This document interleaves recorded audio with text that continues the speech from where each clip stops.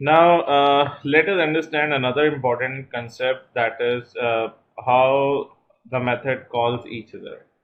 As in, I'll create a new class and I'll say method calling, right? Now, what I'm gonna do, I'm gonna create some methods inside this class.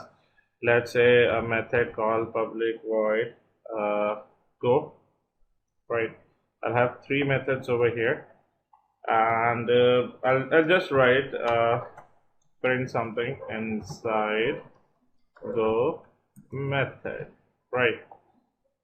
I'll just gonna copy this and write it like this. So I've created three methods: go1, and go2, right?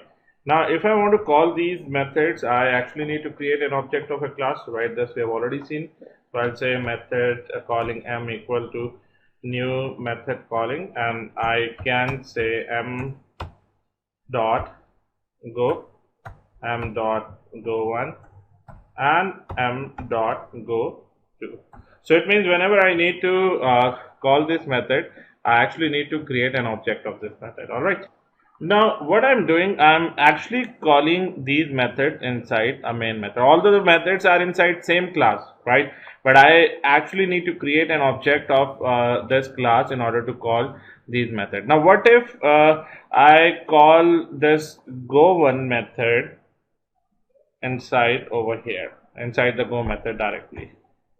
I should be able to call it without even creating an object of this class, right? Because both method shares the same behavior, right? Both are inside the same class. If methods are inside same class, you can directly call them if they share the same behavior, as in, if you see over here, this is also a method, a main method.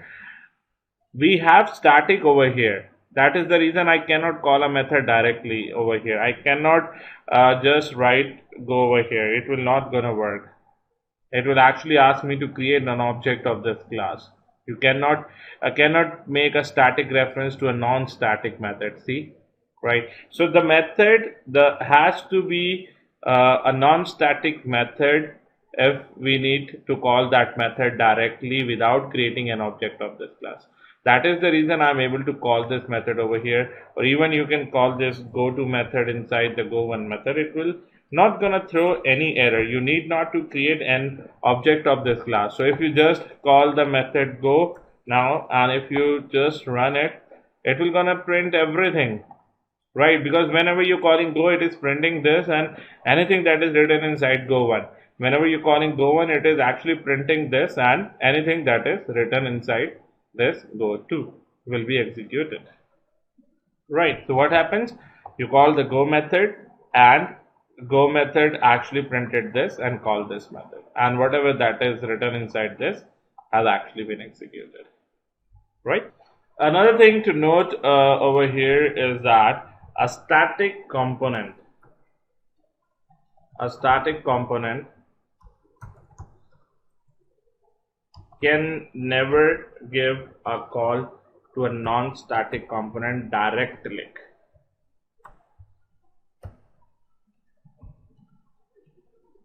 right? It cannot give a call to non-static component directly, right? Means if I write this static keyword against this method as well, then it should not be able to call this method from a class, right? Then you can see it is asking me to convert this to a static method, and now if I convert this to a static method, then I can directly call this method, but again I'll not be able to call this go to method.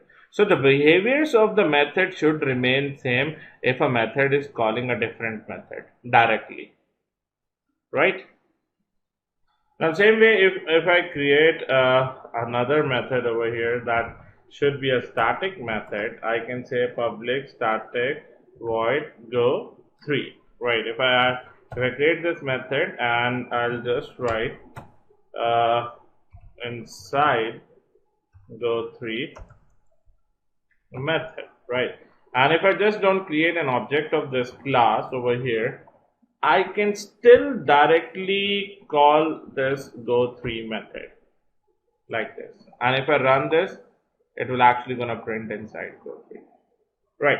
So what happens over here is that a static component can directly call any static component, and a non-static component can directly give a call to a non-static component also, right? But again, if you're talking about a non-static method, it can actually directly give a call to the static method as well, right? Means if you see over here, if I just call this go3 as well over here, it should able to give a call to this go3, right? So even if I don't write this, if I create an object of this class and call it, so it will actually gonna execute the go3 as well. But again, when you're calling a non-static method, you actually need to create an object of this class, whereas you can directly call the static method without even creating an object of this class. So question comes over here, why not we keep everything as static, right? So if we are keeping everything as static, then it means that we are not following the double O. Double O as in object orientation programming, right? We are not following the OOPS concept, right? We cannot do inheritance polymorphism if we have everything as static, right? So those concepts are going to come soon in the upcoming lectures, right?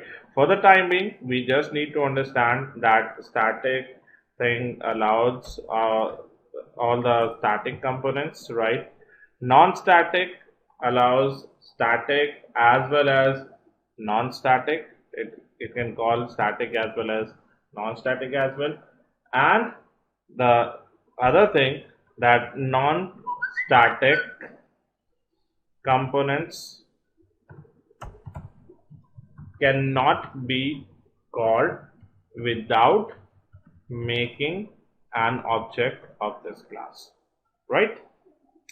Now if we talk about how these methods are being executed, right? Which method will be called first, which method will be called after that, so who will actually gonna decide it? So let us understand this thing. Whenever we start writing the code, the very first thing we do is we compile the code, right? Then after that, it gets executed, right? And it gives a call to the Java virtual machine, right? Now Java virtual machine, the very first thing that it looks for in your code is the main method, right? So this is the very first method that gets executed. Now you cannot change this method, right? You can change the sequence of these methods. You can write this over here, you can write this over here, anywhere inside this class, right? You can write the main method anywhere inside the class, but the very first method that will be called is the main method. If I just remove the static keyword from here, right, now there will not be any compilation error, but once you run it, your Java virtual machine, it will actually not gonna find this main method, and it will actually gonna throw an error. If you read this error, it says that main method is not static in the class method calling, right? So they have given the that how it should actually be defined. This should actually be defined it in this way, right? You cannot even change the name of this main method. You cannot even write main2, because this is the very first thing it search for. If you change it, then the main method not found in the class method calling, right? So it has to be in the same way. It has to be implemented in the same way. This is the very first thing it searches for. Then after that, whatever sequence that you give inside the main method, in the same sequence your code will be executed. All the methods will be called in the same sequence. Okay, so let us do an assignment over here, just to make sure that these thing works like the way that we just discussed. So what I'll do, I'll go inside this go method, I'll print out this inside go method, and over here, let's say I give a call to a method go to, right? And then I again print something. I'll just write after calling go to method, right? And then I'll go inside the go one method. I'll print inside go one method, and over here I'll give a call to a go method, and then I'll just print after calling go method, right? And then in go to method, let's say we write this thing only, right? Now if I go to main method, I'll just write m dot go one, right? And over here, let's say okay, let us just call this method, or let's say I just write after calling go method over here, right? I'll just print one thing over here as well. Let's change this to go one method. So take 2 minutes of your time and think how this thing will be worked. What is the sequence, how it will be executed, right? Just think for 2 minutes.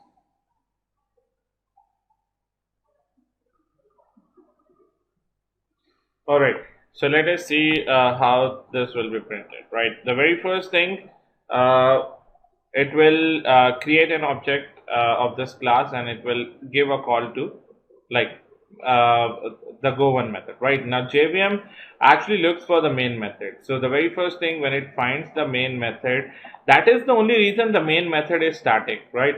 If the main method is not static, JVM will not be able to locate this method, right? JVM, it has to be, the main method has to be static, so that otherwise what happens, JVM will just keep on creating objects of this class, right? So JVM, it's not a task that JVM should not initially in the beginning create an object of this class. It should directly look for a static method, a static main method, and then it should follow the sequence that is given inside this method, right? So what we need to do, like the very first thing that will be called is the go method. It will go inside this method, and it will gonna print the very first thing that is inside go method, right? Now after that, what will be executed inside go method? Go inside go one method. After this, we have in a sequence we have go method. So what it will do, it will go inside the go method. It will actually gonna print inside go method over here, right? And after that, it will find a go to method. It will go over here, and it will gonna print inside go to method, right? Same way, once the go to method is executed, what it will gonna print, it will print after calling the go to method, right? Now once this go method is over, then it will actually gonna print after calling the go method, right? And at the end, it will once this method is over, it will go over here, and it will actually gonna print this thing, right? So let us run this, and let us see if we get the same results or not. So let me do it like this, right? And just compare it. Inside go one, inside go to, after calling go to, go, and then go one, right? So no matter whichever sequence your method follows, it will only gonna follow the sequence of the main method.